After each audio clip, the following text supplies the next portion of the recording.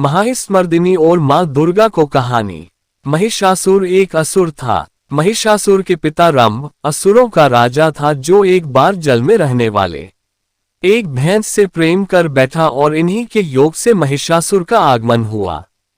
इस वजह से वश महिषासुर इच्छानुसार जब चाहे भैंस और जब चाहे मनुष्य का रूप धारण कर सकता था। महिषासुर सृष्टिकर्ता ब्रह्मा का महान भक्त था और ब्रह्मा जी ने उन्हें वरदान दिया था कि कोई भी देवता या दानव उस पर विजय प्राप्त नहीं कर सकता। महिषासुर बाद में स्वर्ग लोक के देवताओं को सताने लगा और पृथ्वी पर भी उत्पात मचाने लगा। उसने स्वर्ग पर एक बार अचानक आक्रमण कर दिया और इंद्र को परास्त कर स्वर्ग पर अधिकार कर लिया और सभी देवताओं को वहां से खदेड़ दिया। देवगण परेशान होकर त्रिमूर्ति ब्रह्मा, विष्णु और महेश के पास सहायता के लिए पहुंचे। सारे देवताओं ने फिर मिलकर उसे परास्त करने के लिए युद्ध किया, परंतु वे फिर हार गए। देवता सर्वशक्तिमान होते हैं, लेकिन उनकी शक्ति को समय समय पर दानवों ने चुनौती दी है। कथा के अनुसार दैत्यराज महिषासुर ने तो देवताओं को पराजित करके स्वर्ग पर अधिकार भी कर लिया था। उसने इतना अत्याचार फैलाया कि देवी भगवती को जन्म लेना पड़ा। उनका यह रूप महिषासुर मर्दनी कहलाया। देवताओं को महिषासुर के प्रकोप से पृथ्वी पर विचरण करना पड़ रहा है। भगवान विष्णु और भगवान शिव अत्यधिक क्रोध से भर गए। इसी समय ब्रह्मा, विष्णु और शिव के मुंह से क्रोध के कारण एक महान तेज प्रकट हुआ। अन्य देवताओं के शरीर से भी एक तेजो में शक्ति मिलकर उस तेज से एकाकार हो गई। यह तेजो में शक्ति एक पहाड़ के समान थी। उसकी ज्वालाएं दसों दिशाओं में व्याप्त होने लगीं। यह तेजपुंज सभी देवताओं के शरीर से प्रकट होने के कारण एक अलग ही स्वरूप लिए हुए था। इन देवी की उत्पत्ति महिषासुर के अंत के लिए हुई थी, इसलिए इन्हें महिषासुर मर्दनी कहा गया। समस्त देवताओं के तेजपुंज से प्रकट हुई देवी को देखकर पीड़ित देवताओं की प्रसन्नता का ठिकाना नहीं रहा। भगवान शिव ने त्रिशूल देवी को दिया।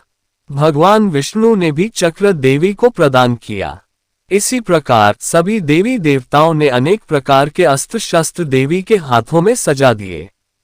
इंद्र ने अपना वज्र और ऐरावत हाथी से उतारकर एक घंटा देवी को दिया। सूर्य ने अपने रोमकूपों और किरणों का तेज भरकर ढाल, तलवार और दिव्य सिंह यानी शेर को सवारी के लिए उस देवी को अर्पित कर दिया।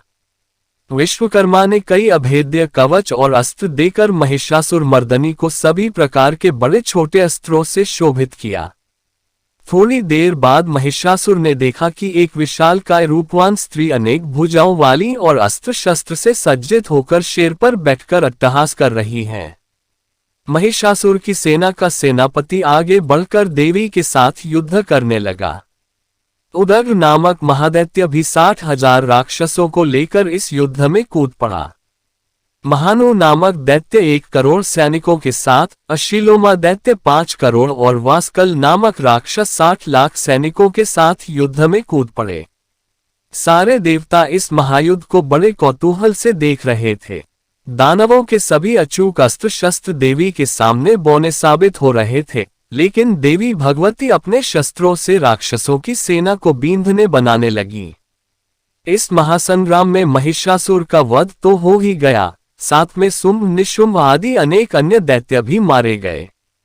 इन सभी ने तीनों लोकों में आतंक फैला रखा था। सभी देवी देवताओं ने प्रसन्न होकर आकाश से फूलों की वर्षा की। मां दुर्गा और सभी देवी देवता की अपार कृपा आप पर बने रहने की प्रार्थना। वीडियो अच्छा लगा तो चैनल को सब्सक्राइब और वीडियो लाइक कर डालिए। जय माता जी।